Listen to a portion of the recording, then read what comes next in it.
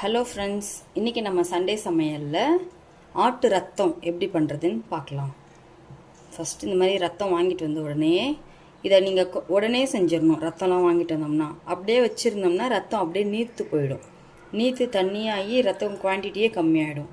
இந்த மாதிரி ரத்தத்தை தண்ணி ஊற்றி நல்லா ஒரு 2-3 டைம் நல்லா வாஷ் பண்ணிடுங்க. ஏன்னா இது மேலே சின்னதாக அந்த ஆட்டோட முடியெல்லாம் இருக்கும். ஸோ நல்லா வாஷ் பண்ணி தனியாக எடுத்துக்கோங்க. இதை நான் ஆல்ரெடி வாஷ் பண்ணி தான் வச்சுருக்கேன்.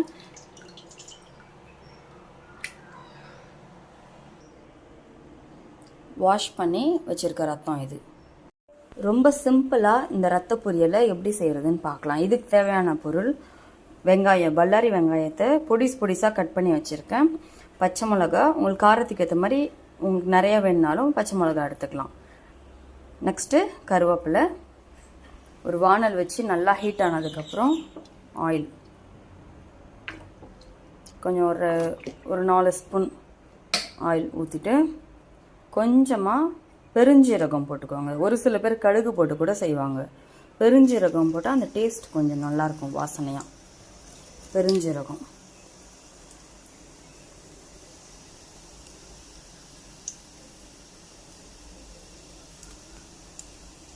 பொரிஞ்ச உடனே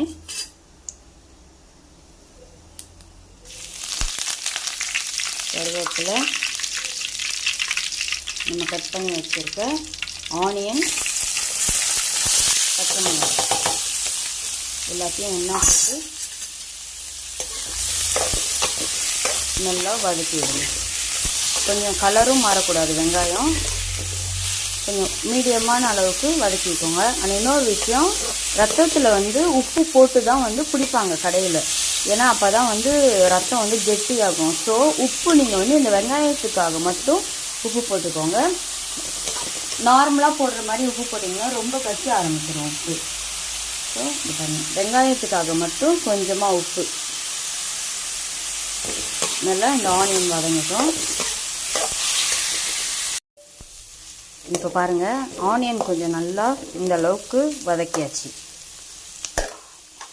இந்த ஸ்டேஜில் ரத்தத்தை நீங்கள் வச்சுருக்க ரத்தம் நீர்த்து போகும் தண்ணியாக. நீங்கள் கை வச்சு இப்படி பிசைஞ்சு விட்ருங்க. உங்களுக்கு கையில் மிக்ஸ் பண்ணுறதுக்கு ஒரு மாதிரியாக இருந்தால் நீங்கள் கரண்டி இல்லை அப்படியே கூட நீங்கள் வானலில் கொட்டிட்டு உடச்சி விட்டுக்கலாம். நம்ம கரண்டியால் கொத்தினோம்னா கொஞ்சம் பெருசாக அப்படியே நின்றும். ஸோ அதனால் நான் கையில் மிக்ஸ் பண்ணிக்கிறேன் இன்றைக்கி.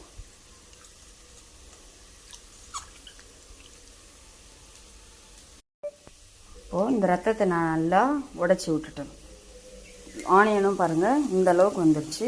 இப்போ இந்த ரத்தத்தை இதில் எடுத்து ஊற்றிடுறேன்.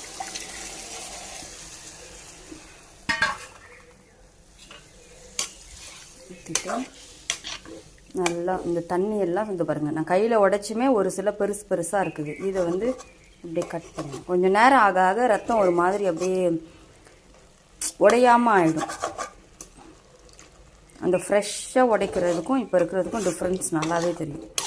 ஒரு மாதிரி ரப்பர் மாதிரி ஆகிடும். பாருங்கள், பெருசாக இருக்குது பாருங்கள். இதெல்லாம் இப்படி கரண்டியால் கட் பண்ணி விட்டுருங்க. கொஞ்சம் வெந்துட்டாலும் கொஞ்சம் உடைச்சி கட் பண்ணுறதுக்கு ஈஸியாக இருக்கும். ஸோ இந்த தண்ணி நல்லா சுண்டணும். இல்லை மஞ்சத்தூள் போட்டுக்கலாம், கவுச்சு அடிக்காமல் இருக்கும். கொஞ்சம் நல்லா இந்த தண்ணி நல்லா சுண்ணதுக்கப்புறம் அப்பப்போ திறந்து கிண்டி விடுங்க, இல்லைன்னா அடி பிடிக்கும். சுட சுட ஆவி பறக்க ரத்த பொரியல் ரெடி.